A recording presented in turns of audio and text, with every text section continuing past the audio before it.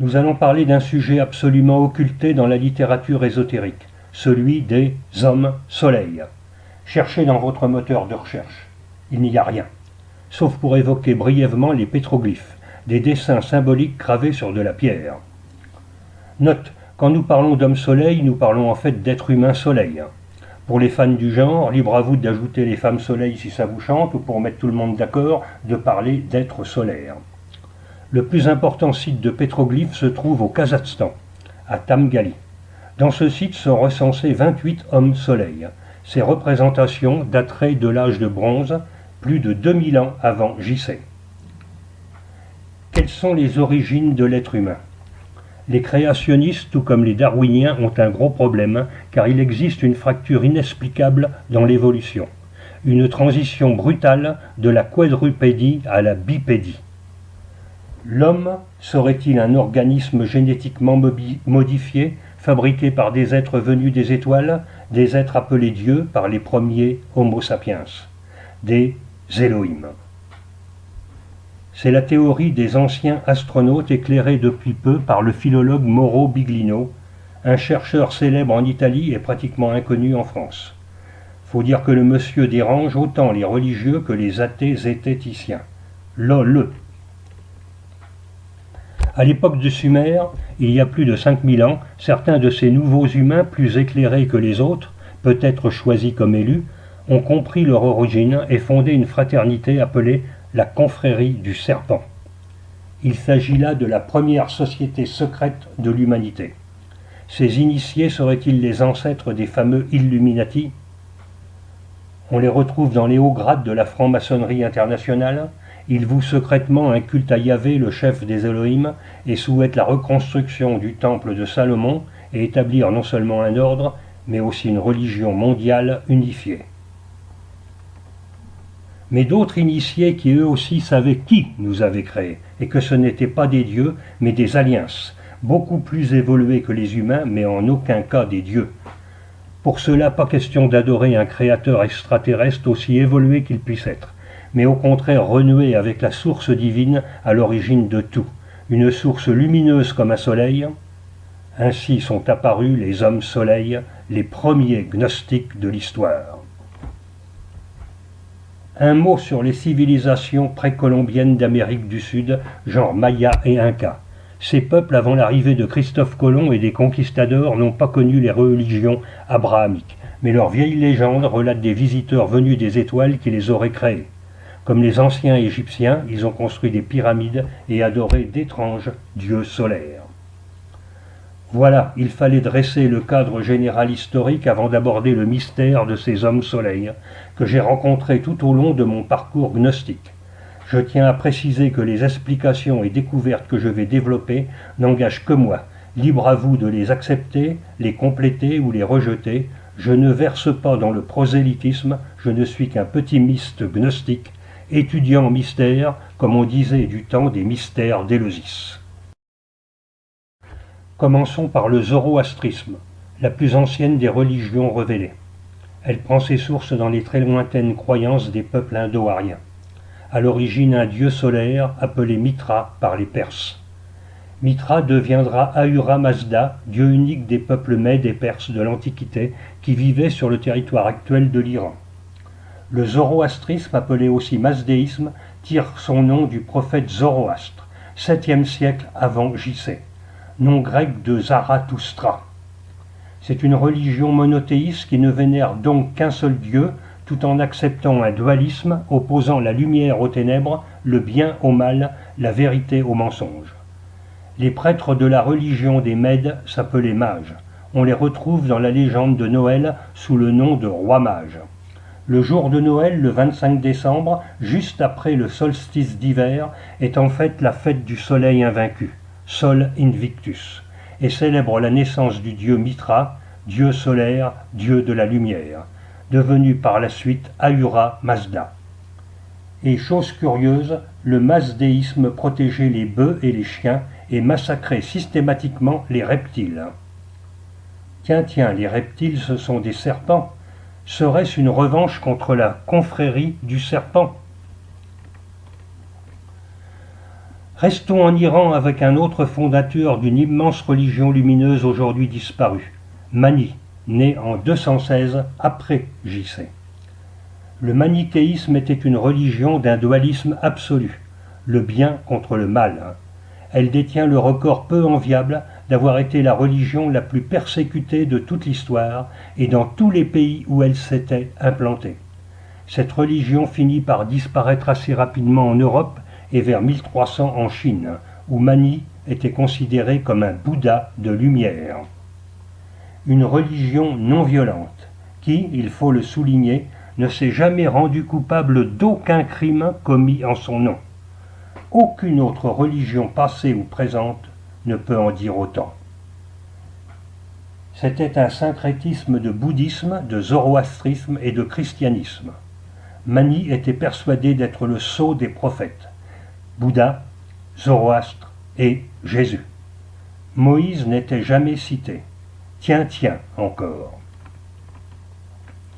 Malgré toutes les persécutions, les enseignements manichéens se propagèrent en Occident avec les hérésies chrétiennes qui reprirent le flambeau et dont le catharisme fut un des plus remarquables fleurons. Très tôt je fus attiré par la philosophie cathare et je visitai plusieurs fois le dernier refuge des parfaits de Montségur, qui signifie en langue ibère le mont du soleil. À chaque visite, je remarquais des groupes d'Allemands, jeunes ou moins jeunes, qui semblaient se recueillir sur ce mont magique. Je m'en inquiétais auprès d'une bouquiniste du village situé au pied de la forteresse, et elle me répondit que c'était à cause d'un certain Otto Rahn. Otto Rahn, un jeune écrivain et archéologue allemand passionné par les traditions païennes germaniques, qui fit plusieurs séjours en Ariège pour percer les secrets des cathares, tout comme un certain Antonin Gadal, l'un des phares de l'école hollandaise de la Rose-Croix d'Or. Ces deux-là étaient persuadés que le Graal avait été détenu par des cathares. Si vous pouvez, vous procurez le livre de Christian Bernadac, un gros pavé passionnant de 400 pages, vous apprendrez que ce Otto Rahn écrivit un livre à succès intitulé « Croisade contre le Graal », qui le fit remarquer par un certain Heinrich Himmler, qui l'embaucha dans la SS. Sa courte vie est mystérieuse, tout comme sa mort en mars 1939, où son corps aurait été retrouvé congelé sur le glacier du massif de l'Empereur en Autriche. Il semblerait que ce Otto Rahn fut en contact avec une caste élitiste appelée les Hommes Soleil, les Sonnenmenschen, une organisation ultra-secrète composée d'initiés de haute volée et vraisemblablement haut gradés de la SS. Difficile d'en parler, il n'y a pratiquement aucun document sur ce sujet. Il faut savoir qu'Heinrich Himmler se piquait d'ésotérisme et enrôlait des intellectuels et chercheurs de l'université dans son organisation politico-militaire fanatique. Dans la grande salle des Obergruppenführer, un grade de général dans la SS, salle entourée de 12 piliers du château de Wewelsburg, était gravée au milieu du sol de marbre une grande roue solaire comprenant elle aussi 12 rayons baptisés « Soleil noir ». Des cérémonies particulières devaient s'y dérouler, mais rien n'a transpiré. Lors de la Grande Purge à la fin de la Deuxième Guerre mondiale, de nombreux officiers supérieurs SS furent condamnés à mort. Je me souviens d'avoir lu un témoignage dont j'ai perdu trace d'un officier SS qui, avant d'être pendu par les Américains, fit d'étranges prières dans sa cellule, assisté en cela par une personne venue de l'extérieur. Était-ce un genre de prêtre ? Une fois les prières terminées, cette personne s'en alla aussi mystérieusement qu'elle était apparue dans la prison. Disons-le clairement, les véritables cathares du Moyen-Âge n'avaient rien à voir avec la mythologie nazie hyperboréenne. Les cathares maudissaient ce monde matériel, cette matrice maléfique qui nous retient prisonniers loin du monde divin. Ils n'avaient que faire des théories de Hitler et son acolyte Himmler. Parmi les rares témoignages à propos des rites et enseignements cathares, on peut en retenir quelques-uns qui ont un rapport avec la lumière et l'éveil d'un soleil intérieur. Par exemple, les cathares priaient en direction du soleil le matin à son lever et le soir à son coucher, car, disait-il, Jésus l'avait enseigné. Jésus, un homme soleil ? Alors qu'ils rejetaient toute création matérielle, les cathares vénéraient le soleil non pas comme un astre matériel, mais comme un symbole de la lumière, et par-delà ce symbole, comme une allusion au soleil intérieur. Les cathares parlaient d'une ouverture du cœur, et représentaient le Christ avec le cœur ouvert, et une lumière rayonnante au centre de la poitrine. C'est l'indication que la libération passe par le cœur. Si sternum signifie rayonnant, on comprend mieux la notion d'amour rayonnant.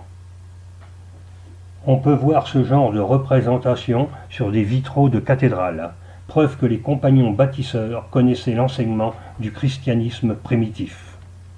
Après le pays cathare, continuant ma quête gnostique, je partais dans l'Himalaya en passant par l'inévitable Katmandou, capitale du Népal. Et là je découvris les masques du soleil et de la lune, très populaires là-bas, et parfois portés durant des cérémonies mystiques. Mais personne ne put m'expliquer clairement leur signification. J'en achetai néanmoins 2 en papier mâché qui ornent toujours mon domicile. Soleil et lune, ou plutôt porte du soleil et porte de la lune, car là encore il est très très rare de trouver un enseignement ésotérique qui parle de ces 2 portes. Voici ce que j'ai appris dans un vieux livre que j'ai malheureusement égaré. Au moment du grand passage existent 2 portes ouvrant sur 2 chemins. La porte de la lune qui ouvre le chemin du retour sur la terre. La lune est une fausse lumière, c'est en fait un astre éteint, elle n'est simplement que le reflet du soleil. Et la porte du soleil qui ouvre le chemin des dieux, le chemin de la grande lumière.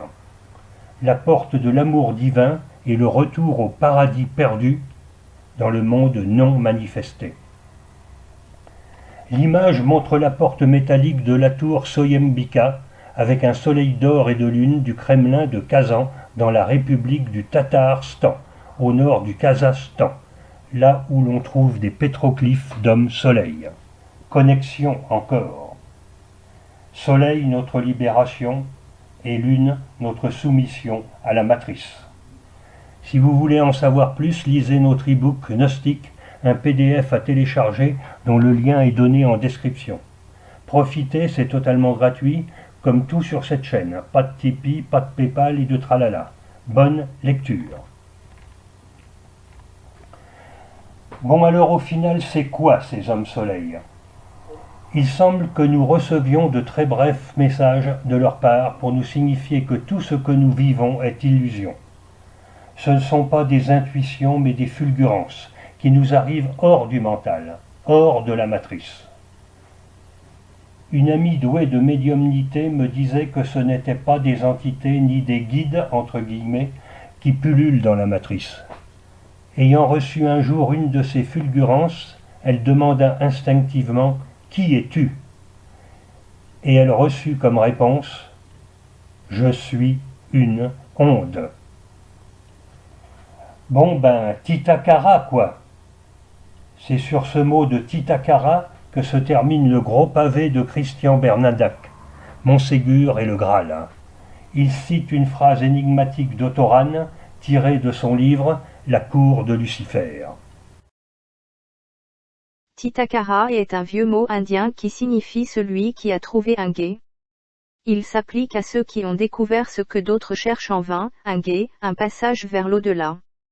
Le gué, c'est ce qui permet de franchir les abîmes ténébreux qui s'ouvrent devant les lunaires et les séparent des réalités qu'ils ne peuvent connaître qu'après leur mort, bien qu'ils se posent déjà l'éternelle question, comment acquérir dès maintenant l'expérience de cet abîme et de cet au-delà et à la lumière de cette expérience saisir la signification du monde d'ici-bas.